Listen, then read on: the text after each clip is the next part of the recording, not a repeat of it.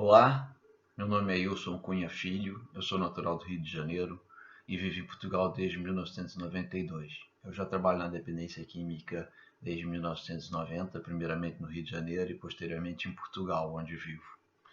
Portugal ficou conhecido pela descriminalização do uso de drogas e pela criação de um sistema vertical de prestação de cuidados de saúde na redução de danos e no tratamento das drogas em 2000, a que se associou depois o álcool e as outras adições na última década. Bom, eu fiz o meu mestrado e meu doutoramento em saúde pública na Universidade Nova de Lisboa, onde atualmente sou pesquisador, mas também sou professor de medicina preventiva na Universidade da Beira Interior. A Abiad me pediu que eu relatasse a situação portuguesa na área da dependência química diante da pandemia e do lockdown, ou confinamento, como se chama aqui. E eu vou começar primeiramente fazendo um panorama do uso de drogas em Portugal atualmente. A maior parte das drogas mais pesadas tem um consumo bastante baixo e, no momento, as prevalências anuais rondam entre o 0,5% e o 1% no caso da cocaína. Apenas o uso de cannabis se tornou elevado e socialmente mais aceito e tem prevalências que rondam os 10%. O uso de tabaco tem uma prevalência de 20% na população, mas foi muito incrementado com os cigarros eletrônicos e o tabaco aquecido nos últimos 5 anos, principalmente na população jovem. Por outro lado, o uso de álcool é muito alto e estável e tem prevalências entre 60% a 70% da população, em níveis médios de consumo de 12 litros de álcool puro per capita ano, muito elevado. A pandemia se instalou e cresceu em Portugal entre fevereiro e março e nós estivemos em confinamento durante os meses de março e abril, onde apenas serviços básicos permaneceram abertos e onde houve restrições, inclusive à circulação de pessoas. Desde o início de maio nós estamos em desconfinamento, lentamente voltando às atividades de rotina. O que aconteceu na área das drogas? Bom, alguns dados do Observatório Europeu das Drogas e da Toxicodependência detectaram que houve uma redução do consumo de drogas em Lisboa em contraste com outras cidades europeias. Isso pode ter tido origem em alguma diminuição da procura, mas também numa redução drástica do turismo. O tráfico de drogas também foi afetado com o fecho das fronteiras e a qualidade das drogas diminuiu e o preço de venda chegou a quadriplicar.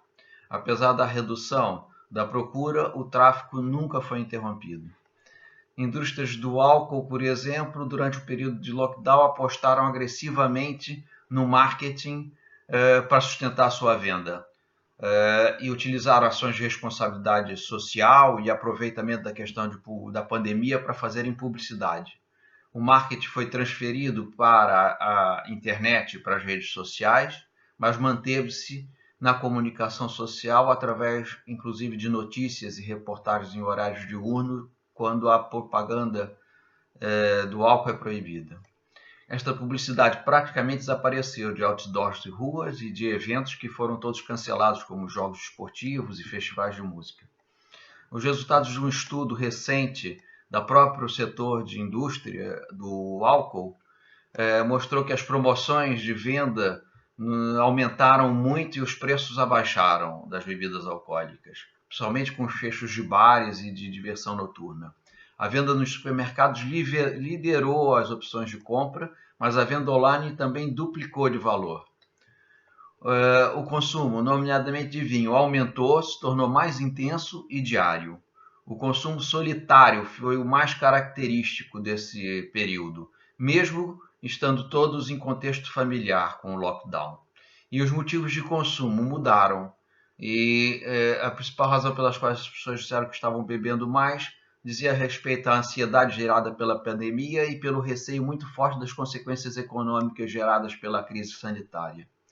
As prestações de cuidados de saúde na área do álcool e drogas acompanharam aquilo que ocorreu no Serviço Nacional de Saúde, público, universal e gratuito, que voltou todo o seu atendimento para o Covid-19. Assim foram suspensos todos os atendimentos não urgentes e até mesmo cirurgias, devido ao risco de contágio e ao redirecionamento dos serviços.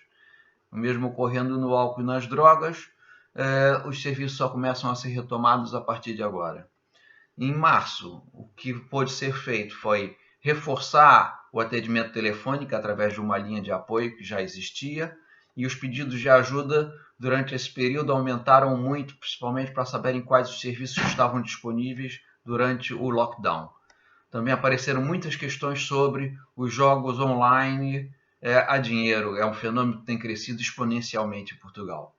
Manteve-se, junto dos consumidores de drogas, um atendimento de redução de danos reforçado, relacionado com trailers móveis de distribuição de seringas e de metadona, equipes comunitárias de apoio social.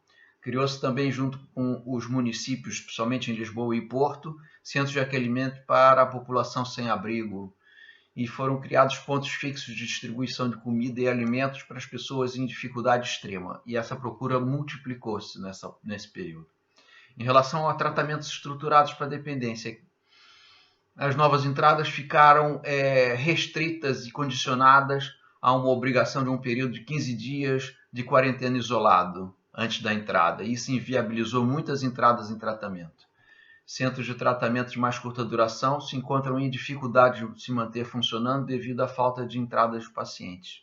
Já as comunidades terapêuticas de longa duração ainda não apresentam problemas. A vantagem disso tudo foi que não ocorreram casos de Covid-19 nessas unidades, ao contrário de outras instituições de saúde e sociais. Para o período pós-pandêmico, não parece existir planos de aumento de investimentos, e a maior assistência e opções de tratamento vão permanecer sendo aquelas que comumente já funcionavam, mesmo sabendo-se que os serviços estão degradados e desestruturados, como toda a área da saúde mental. A preocupação maior do governo são as políticas sociais, devido ao aumento das desigualdades socioeconômicas e ao risco de desestruturação social, com muitas falências e problemas laborais. Isso beneficia mais as respostas de saúde comunitária, como as de redução de danos e apoio social. Eu espero que com isso vocês tenham ficado com uma ideia da situação em Portugal, que não é diferente de outros países que terão que se preparar para enfrentar grandes dificuldades no futuro próximo. Um abraço a todos.